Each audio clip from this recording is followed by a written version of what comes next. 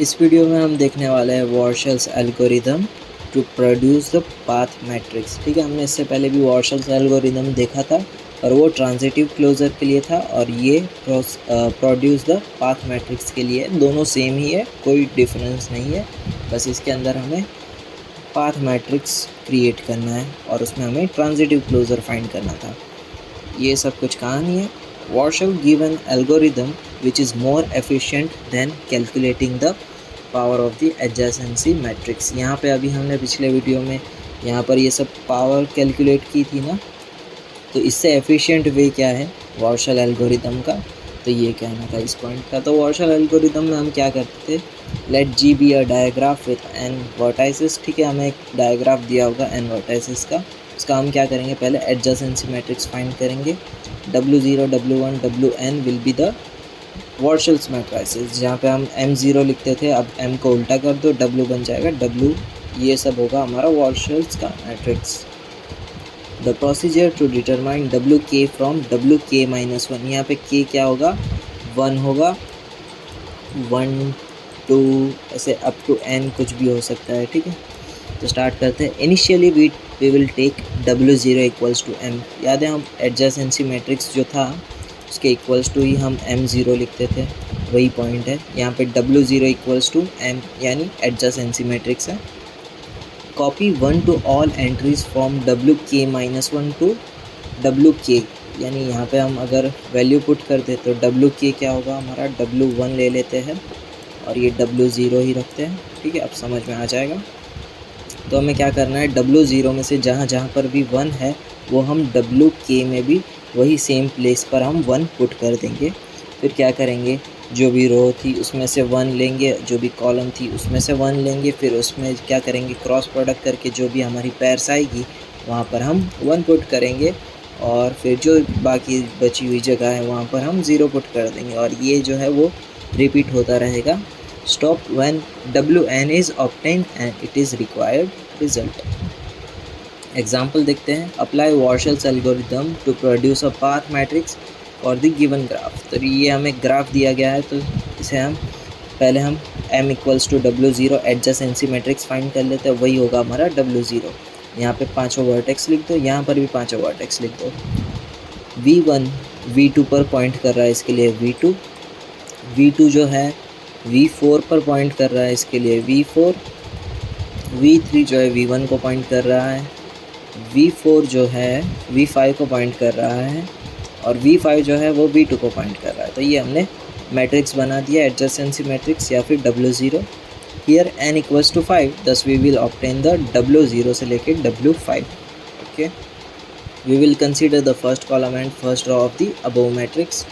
तो ये हमारी first column and this is the first row.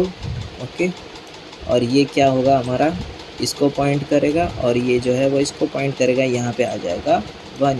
Okay, हम क्या करेंगे, पहले C1 पे कहाँ पे था, 3rd पोजीशन पे, और R पे था 2 पर, तो R और ये लिख देंगे हम। क्रॉस प्रोडक्ट परफॉर्म करेंगे 3 2, यहाँ पे आ गया 1। ओके, यहाँ पे इस बात का ध्यान रखना है कि आपको जब आप C1 और R1 लिखो तो आप क्या परफॉर्म करोगे, C1 क्रॉस R1। और सेकंड में आप ऐसा नहीं कर सकते हो कि R2 क्रॉस C2, इस तरह से नहीं चलेगा। आपको कोई स्पेसिफिक फॉर्मेट ही यूज़ करना पड़ेगा, या तो C क्रॉस R या फिर R क्रॉस C। ठीक है, ऐसा नहीं कि यहाँ पे C1 क्रॉस R1 किया और यहाँ पे R2 क्रॉस C2, ऐसा नहीं चलेगा। ठीक है, अब बारी है सेकेंड स्टेप की, second column second row, second column and second row. तो इसका इफ़ेक्ट पड़ेगा सीधा यहाँ पर, एक यहाँ पर और एक यहाँ पर। तो चलो पहले हम ये वैल्यूज़ लिख देते, 135 और वो कहाँ पर था, 4th पर। अब इसका मल्टीप्लिकेशन करो, 1 3 3 4 4 5 4, तो ये आ गए यहाँ पर हमारा 1, है ना।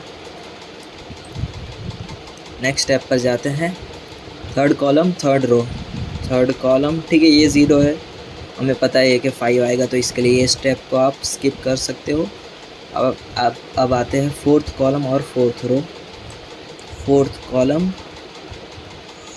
4th रो। ओके, तो इसका इफ़ेक्ट पड़ेगा एक यहाँ पर, एक यहाँ पर, एक यहाँ पर और एक यहाँ पर आ जाएगा। ठीक है, ये प्रैक्टिस करोगे तो आपको ये समझ में आ जाएगा।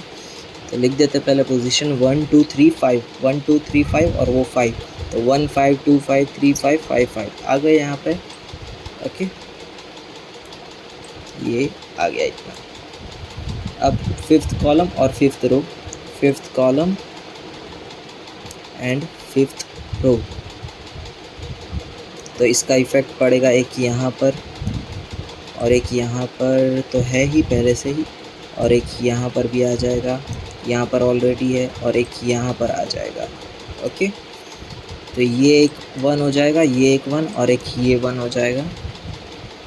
ओके, तो अब यहाँ पे लिख देते हैं 1 2 से लेके 5 और यहाँ पे 2 4 5 2 4 5। अब आप इसका क्रॉस प्रोडक्ट करोगे तो आपको ये पूरी पोजीशन आपको फिल मिल जाएगी, ये वाली लाइन भी फिल मिल जाएगी, और एक ये तो है वो ऊपर से ले लेंगे हम। ओके, सेम वही चीज़ है जो हमने ट्रांजिटिव क्लोज़र में किया था, वही है, बस नाम चेंज हो गया है। ओके, और ये जो W5 है आप उसको क्या नाम दे दोगे, path matrix of the above graph. Okay, यहाँ पे हम सब नाम देना भूल गए, ये W0, ये W1, ये W2, ये W3, ये W4 और W5, ये खास लिखना है। ठीक है, ये सब।